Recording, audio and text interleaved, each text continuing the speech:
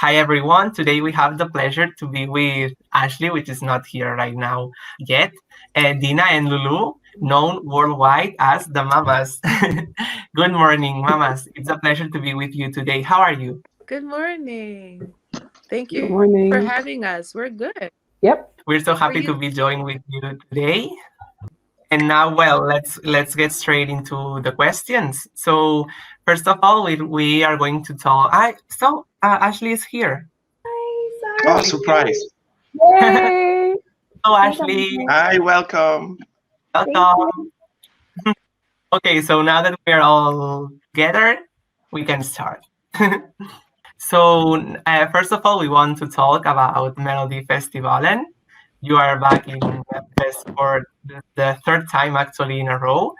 And talking about Melodifestivalen in 2020, you were one of the biggest surprises in that contest. How did you decide to become a group and participate in Melodifestivalen in 2020?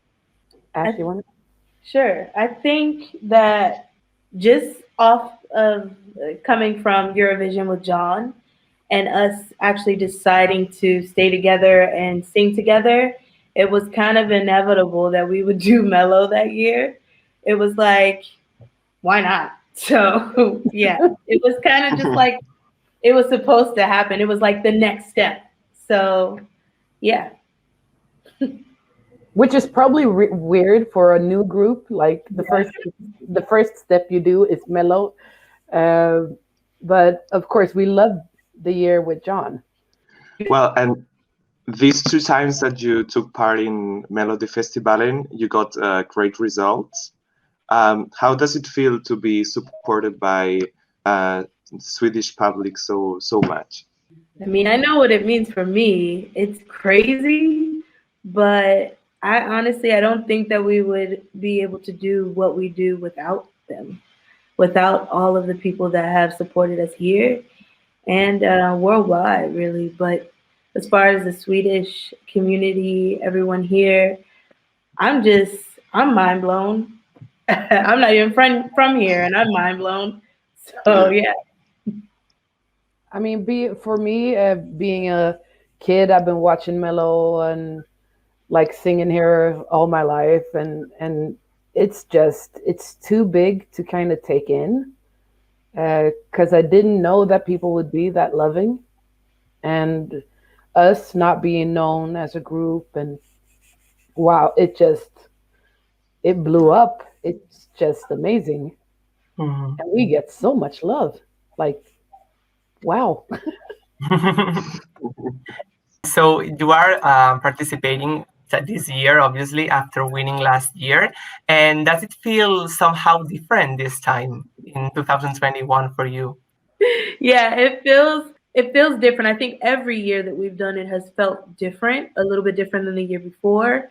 But this year with, the pandemic and us not being able to have an audience, it feels different now. We haven't even hit the stage yet, but it feels different in a sense that we don't have those components, those, when we didn't have COVID, those components that we had then.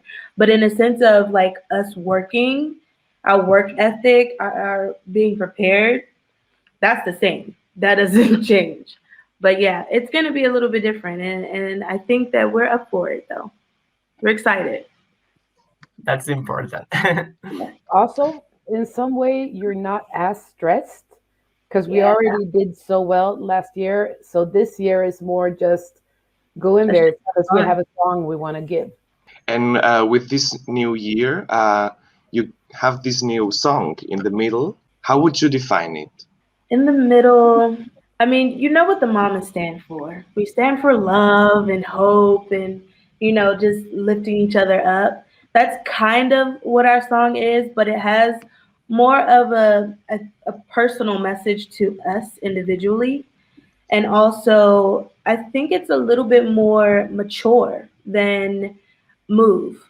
No offense, I love that song, but I think it's less tongue-in-cheek than Move is.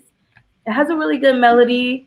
I think it is catchy, but you also have those moments where it pulls your heart at your heartstrings. I mean, for us, it does, and we're hoping that that is displayed in our performance. But yeah, it's a beautiful song. Would you define it as a beat or more of a ballad? I think mid-tempo-esque ballad, mid-tempo kind of, yeah. Okay, so maybe more calm than move, more chill than move. I think it'll still have power, but I think that it is, yeah, it's less. Okay. Okay, so we can understand. Okay. And so prior to your participation in Melodifestivalen, and did you have any kind of debate on whether you should join the contest again this year? You can take it, Lou. Yeah. No, we were not gonna be competing this year. I think that we were so sad after Eurovision, and I think we needed to go through all the all the stages of grief, and that took, still there. But it took all summer, and at that point we didn't feel like competing again, at least not right now. But then we also said that if there was a song that we really felt for, like it was all about the music. Mm-hmm. And then we got this song, and it was kind of like, we just have to do it now. Like, It's worth it. Yeah, definitely. And in case you won this year again, what would it mean for you after all that happened? On one hand, I would be like, this is unbelievable. Like, this can't be real. And on the other hand, it would kind of be like a full circle moment. But there are no expectations. I have absolutely no expectations for this competition. I mean, there are so many heavy hitters in Mello this year. And so I'm just looking forward to hearing all the music, seeing all the performances, and just having fun. Like, we need some fun. The competition itself is fun, even though we didn't get to go to Eurovision. The competition itself is fun. I'm just looking forward to that. Okay, and how do you feel for you to be in a year with which has been said that it has a lot of level? Do you feel this pressure, or are you just going to go in a sense of, well, chill out, we are going to have our own song, our own show, or are you somehow worried about all the other contestants? I don't think I'm worried. I'm just anxious and excited. Like, I don't feel as nervous as I have the previous years, but those nerves will come as soon as we get there. But I don't feel the pressure of, oh, we have to win. Like, I don't feel that. I don't feel the pressure of competition. I just feel like everyone's a musician. They want to sing. They want to spread some joy in this time. That's my mindset. I'm not worried. More of a celebration. Exactly. But last year we weren't really going in for the win from the beginning either. We weren't. I mean, we wanted to win if there would be a possibility, but we thought that, like, we're new and people are not gonna let us win. And I mean, we had so many other good songs. I mean, we were there to have fun last year too. Yeah.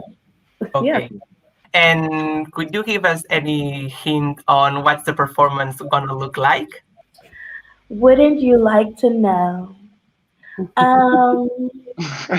I say, think Hercules. I don't know. I don't want to give you too much and then give it all away. I don't know what to say. Expect our hearts being just laid out on the stage.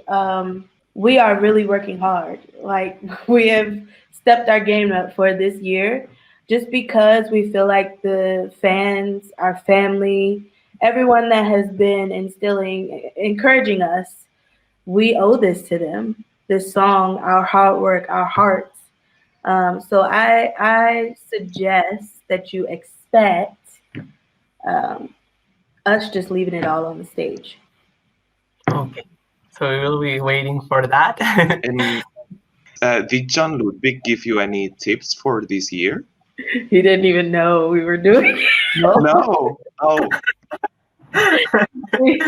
We had gigs Okay. with him, and he didn't even know we were doing it. We like keep it a secret. okay. But he sends hearts and stuff like I miss you guys and stuff Yeah. like that. Or like So, funny clips. He'll send Yeah. us a text, a funny text, and we'll be like, "This guy." So funny. But I mean, Okay. it was a weird year, so we haven't been able to hang out or anything No. Mhm. Yeah. Yes, that's like quite everyone sweet. else. Yes. Well, so now moving on a bit and to the Eurovision more kind of a file. As you probably know, many artists from last year's Eurovision were directly selected by their TVs to represent their countries back in Eurovision this year. And did you at any time expect this to happen to you? No, No. We No, knew 'cause that. we it was gonna be- yeah, we have Melodifestivalen, and it's 6 weeks, so of course we need that in Sweden. Good TV. Yeah, Okay. So do you were expecting to have to fight for it again if you wanted to go to Eurovision this year? yep. Yeah. I mean, I guess you can say that. Yes, it's it's understandable somehow. Plus, I think it's 50-50. Like we've been on TV shows during the year, and I mean, people can either love the fact that we're in again, or they can be like, "Oh no, not again." So I mean, you never know. You never know. And well, we didn't get to see the performance in Eurovision 2020, of course, but how were you planning it to be? Was it going to be very different from the Melfest act, or? Yeah, it was gonna be a lot different. I mean, even Yeah, the same everything. colors, everything was gonna be different. I mean, of course, you have the same feel because it's the same three women, and we have, we're consistent in our, I guess, the character of the group, but clothes, staging, lighting, everything was gonna be times 100, I think. Yeah. Sorry. Still depressing. Don't worry.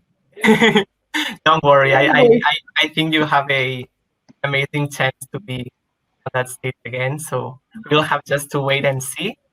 But we expect the best for you, of course. And talking about the other songs in Eurovision 2020, and which were some of your favorites In Mellow? in Eurovision? Oh, Eurovision. Oh, baby, I can't wait too long. Think about it. Yeah, I love that song. It's great. Yeah. We love what is Switzerland? Was it Switzerland? Oh yeah, Switzerland was The guy, Tears? John something. Tears, no? Yeah. yeah, Okay. That was a beautiful song. it was. Mhm. Yeah. I like Malta too, of course. I gotta give it to Malta. Destiny from Malta. She's so dope. She's doing this year too. She is. Isn't she? She was, yeah. Yes. Yeah. She is. Hopefully, we will be able to meet, and she will be the fourth mama. She would fit We right met her. in. We met her before. We met her in 2019. We were all background singers. In Eurovision, of course, yes. She was for Malta. Yep. Yes, Mhm. that's true. Well, L'Eurovisió is in Catalan, and Andorra once participated. It's a Catalan-speaking country. It's not participating this year, of course. But which do you think that are the ingredients for success in Eurovision, even though it's a very small participating country, such as Andorra or San Marino? What do we think? Say that one more time. What do we think is the best advice for them? Yeah, which are the ingredients, the clues to stand out of the rest of the songs, even though if your country is small, like Malta, or I think with the song being a hit, in addition to that, I think people can really tell how hard you worked. You know what I mean? How much you put into what you're giving them. So I think that's a huge component. Work ethic. Being true to yourself. Exactly. Not trying to put on for anything, just being authentic. People see that. People can recognize that. So I think that's huge. just one last thing. We want to teach you a little bit of Catalan. So if you could repeat, say, Visca l'Eurovisiu. Visca l'Eurovisiu. Great. Very well, very well. Okay, so we are sorry for Dina not being able to participate. She sends her love. She says she's so sorry. Oh, well, send her love from us. Send her a lot of love, and well, I think you can all speak for all the three, no matter who is here. So we are so happy to have been able to have this quick chat with you. Thank you so much. And best of luck in Melfest. Yes. Thank you.